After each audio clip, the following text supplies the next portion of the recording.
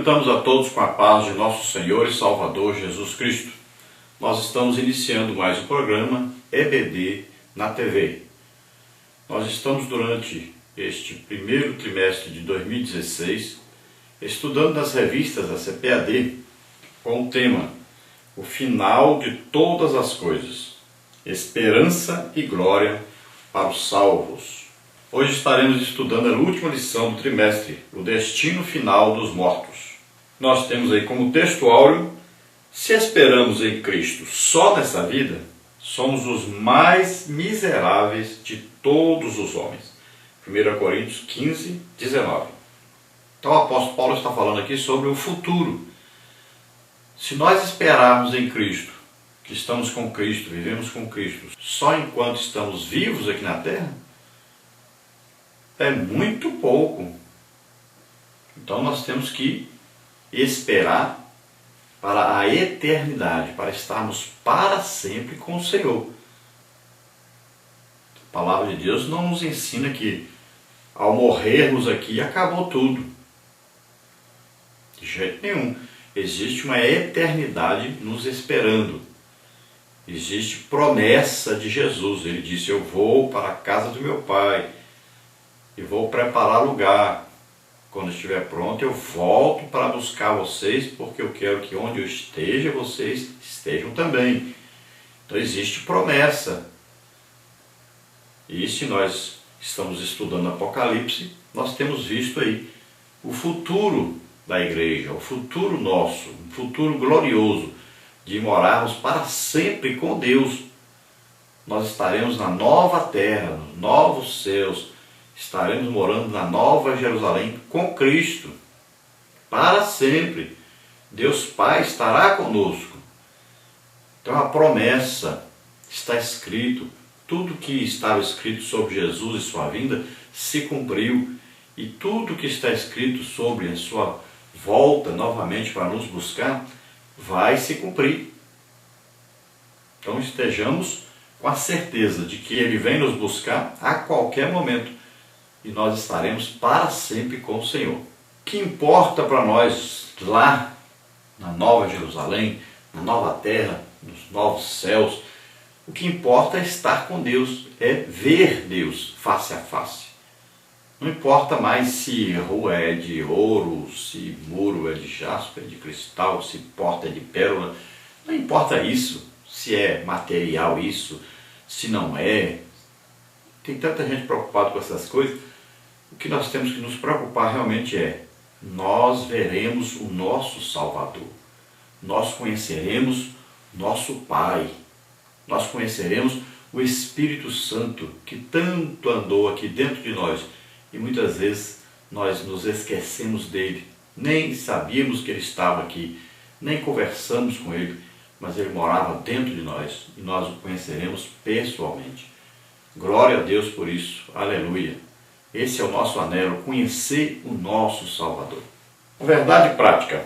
Verdade prática diz: os salvos que morreram em Cristo aguardam a ressurreição no céu, e os ímpios a esperam no Hades, em sofrimento indizível. Então a lição de hoje é muito simples. Ela fala sobre o destino final dos mortos. Então, se é final, é lá depois então, do juízo final, lá no trono branco. Então o que ocorrerá no final de todas as coisas? Todos os salvos estarão na Nova Jerusalém, numa nova terra, que tem novos céus, e Deus mesmo estará conosco, morando na Nova Jerusalém. Destino final dos ímpios: eles vão passar pelo juízo final e vão ser lançados no lago de fogo e enxofre, e estarão ali para sempre. Assim como a igreja, todos os salvos estarão para sempre na nova terra com Deus, assim também todos os ímpios estarão para sempre no lago de fogo e enxofre. O homem foi feito para ser eterno, ou ele passará a eternidade com Deus, ou passará a eternidade com Satanás no lago de fogo e enxofre. Agora, o que acontece antes disto acontecer? Antes de haver o arrebatamento da igreja, antes de haver ali a ressurreição no final da grande tribulação, antes de haver o milênio, e no final do milênio lá, aquela ressurreição de todos os salvos, antes de haver a ressurreição geral no juízo final de todos que morreram sem Cristo. Então, o que acontece antes? Onde estão essas pessoas antes? O que acontece hoje com aqueles que morrem hoje? Para onde vão? Vão esperar aí o arrebatamento? Onde? Aqueles que são ímpios, que não aceitaram Jesus como Senhor e Salvador, vão esperar onde? Aqueles que já morreram salvos estão no paraíso esperando o dia do arrebatamento.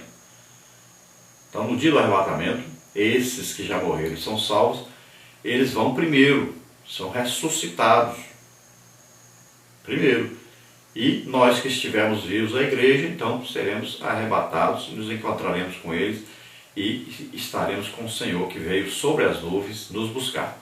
Esse é o arrebatamento. Agora, aqueles que já morreram, que não são salvos, então todos esses estão no lugar chamado inferno. Esse lugar, ele vai segurar aí todos que vão morrer até o dia do juízo final. Estarão aí nesse lugar chamado inferno. Então, no juízo final, que eles são condenados e são lançados no lago de fogo e enxofre, que lá diz a Bíblia o quê? O inferno e a morte serão lançados no lago de fogo e enxofre. Vamos ver a leitura bíblica em classe que está em Lucas, capítulo 16, versículos 19 a 26, que diz assim: Ora, havia um homem rico e vestia-se de púrpura e de linho finíssimo e vivia todos os dias regalada e esplendidamente. Havia também um certo mendigo, chamado Lázaro, que jazia cheio de chagas à porta daquele, e desejava alimentar-se com as migalhas que caíam da mesa do rico, e os próprios cães vinham lamber-lhe as chagas. E aconteceu que o mendigo morreu e foi levado pelos anjos para o seio de Abraão. E morreu também o rico e foi sepultado. E no Hades ergueu os olhos, estando em tormentos, e viu ao longe Abraão e Lázaro no seu seio. E clamando disse: Abraão, meu pai, tem misericórdia de mim e manda o Lázaro que molhe na água a ponta do seu dedo e me refresque a língua, porque estou atormentado nesta chama. Disse, porém, Abraão: Filho, lembra-te de que recebeste os teus bens em tua vida, e Lázaro somente males, e agora este é consolado, e tu atormentado. E além disso, está posto um grande abismo entre nós e vós, de sorte que os que quisessem passar daqui para vós não poderiam, nem tampouco os de lá passar para cá. Então esta aqui é conhecida como a parábola, do rico e de Lázaro.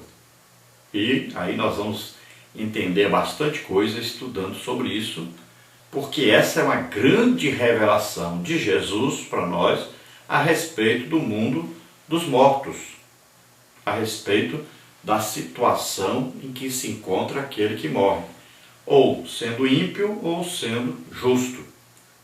Então nós vamos ver até ali, essa época que Jesus estava aqui na terra, o que acontecia. E nós vamos ver o que acontece hoje. Há uma diferença aí entre o que acontecia até Jesus morrer ali na cruz, e então ele ressuscita, e a partir daí existe uma mudança. E nós vamos estudar isso aí durante essa lição. Vamos ver aí qual é o estado então intermediário, ou seja, o que acontece com alguém quando morre, para onde ele vai, até esperar o seu futuro que está prometido na palavra de Deus. Ou ser arrebatado, levado para a Nova Jerusalém, ou aqueles que vão para o juízo final e o lago de fogo e enxofre. Nós vamos colocar algumas considerações que nós fazemos ali no WhatsApp, as discussões, alguma coisa, um resumozinho rápido, para nós iniciarmos então a lição. Então, primeira coisa, nós vamos falar sobre O que é o homem natural, o que é o homem carnal, o que é o homem espiritual? Veja aí 1 Coríntios 2,14 diz assim: ora, o homem natural não compreende as coisas do Espírito de Deus, porque lhe parecem loucura, não pode entendê-las, porque elas se discernem espiritualmente. Agora 1 Coríntios 15,45 diz: mas não é primeiro o espiritual, senão o natural, depois o espiritual.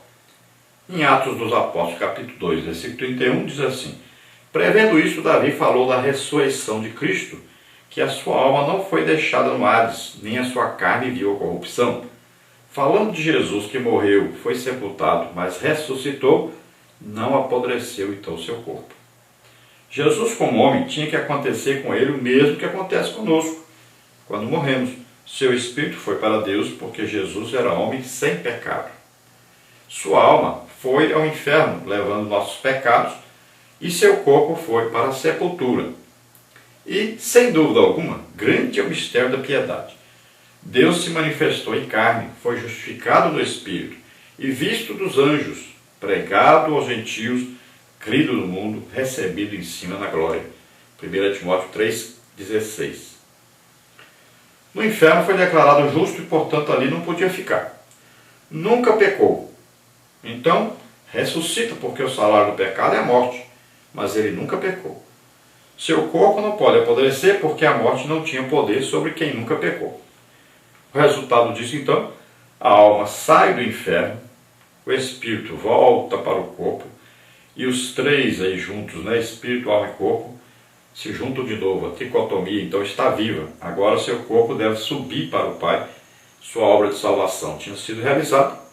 Como havia sido morto e sua obra já tinha sido realizada, então ele foi transformado em um corpo glorioso, como se fosse então aí o primeiro arrebatamento. Foi a primícia, o primeiro a ressuscitar com um corpo eterno, que não morre nunca mais.